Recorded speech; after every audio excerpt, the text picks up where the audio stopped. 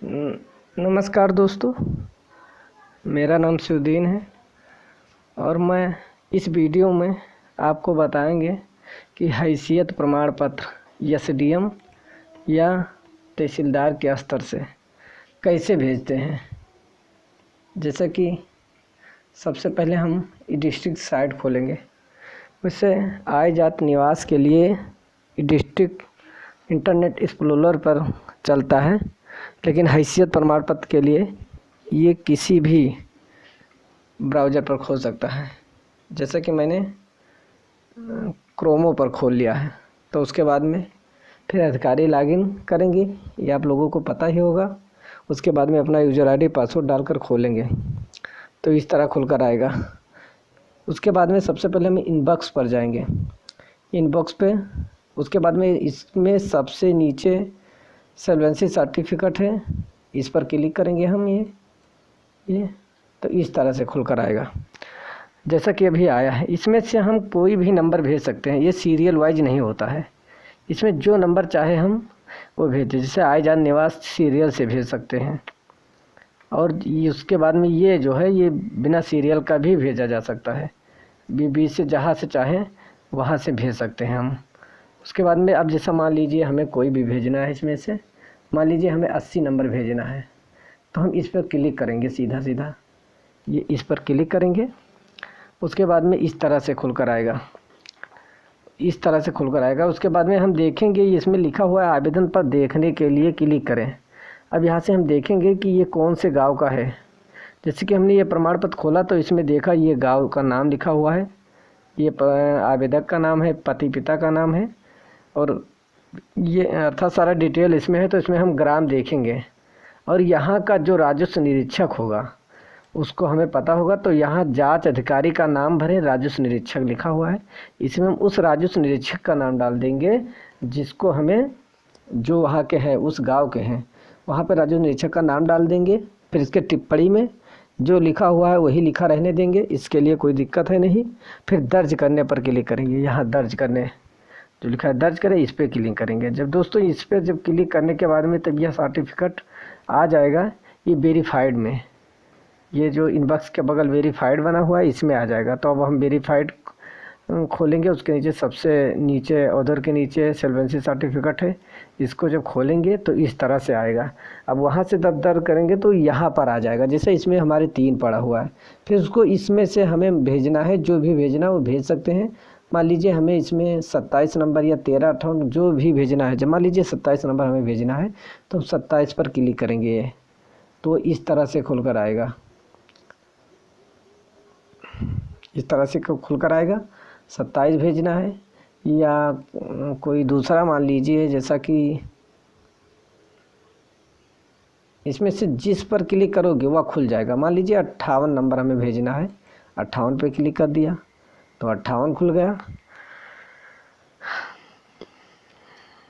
ये खुल रहा है, ये यहाँ पे जैसे खुलकर आया।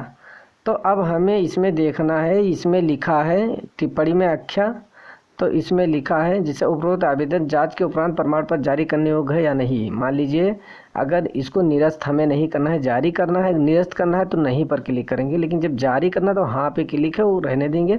फिर इसमें हम टिप्पणी में लिखेंगे आख्या संलग्न। जैसे कि ये मैंने आख्या संलग्न लिखा तो यहाँ पर लिख दिया जाएगा आख्या संलग्न कर, शिव में सदर प्रेषित या आख्या संलग्न कर, इसमें लिखेंगे। उसके बाद में जब इसमें लिख देंगे आख्या संलग्न करने के बाद में लिखेंगे, फिर उसमें बाद में ये जांच आख्या भरे पर क्लिक करें। जब ये जांच आख्या भरने पर क्लिक करेंगे, उस पर क्लिक करने के बाद में इस तरह से खुलकर आएगा। तो जैसे दोस्तों अलग अलग गाटा होता है, इसमें अलग अलग गाटा होगा, अलग अलग जैसे मकान है, ज़मीन है, उसी तरह से इसमें भरा भी होगा। तो आवेदक द्वारा आवेदन कराया गया आवेदक द्वारा, तो वही आपको दिखा रहा है। तो देखिए जैसे सबसे पहले मान लीजिए हमें अब ये देखना है, और उसमें जो लेखपाल द्वारा भरकर फार्म है वो आपके पास होगा। उसमें से पहले देखना है गाटा। मान लीजिए गाटा संख्या 16 है, तो इसको हमें चेंज करना है। तो आवेदक ने इसको भरा है कि ये 22,76,000, मतलब हमारा आय इतना है। इसमें 2,57,000 है 600 रुपये। तो हमें अब इसमें देखना है कि लेखपाल ने कितना भरा है।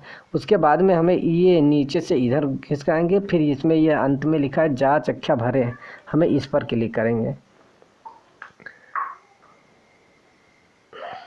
ये जांच अख्या भरे इस पर क्लिक करेंगे। और एक बात हमेशा याद रखना है, जो ये 10वें कॉलम में लिखा हुआ है भार मुक्त या बंधक, तो हमेशा हमें भार मुक्त करना है। खतौनी देख लेना, अगर खतौनी में भार मुक्त है तो भार मुक्त करना है। जब हम जांच अख्या भरने पर क्लिक करेंगे तो इस तरह से खुलकर आएगा। तो इसको हम पहले सबसे ऊपर आवेदक द्वारा इंगित मूल्य की पुष्टि, इसमें मान लिखा हुआ है तो हमें आंशिक मान करना है। जब तक हम आंशिक मान नहीं करेंगे तब तक इसको हम कुछ घटा बढ़ा नहीं पाएंगे। इसका अमाउंट जो है नहीं ना घटेगा ना बढ़ेगा। फिर जब आंशिक मान करेंगे उसके बाद में तब इसको हम कुछ कर सकते हैं, या घटा सकते हैं, बढ़ा कर रहे हैं। आंशिक मान पर क्लिक करने के बाद में अब इस तरह से खुलकर आएगा। अभी खुल रहा है, उभरने वाला आएगा, ये आ गया। तो अब इसमें हम भरेंगे कि लेखपाल ने कितना, जैसे आवेदक ने लिखा है इतना, ये आवेदक का अमाउंट हुआ। तो अब देखना है कि लेखपाल ने कितना भरा है। तो हमें लेखपाल ने जितना भरा है ये काट कर, मान लीजिए आवेदक ने भरा है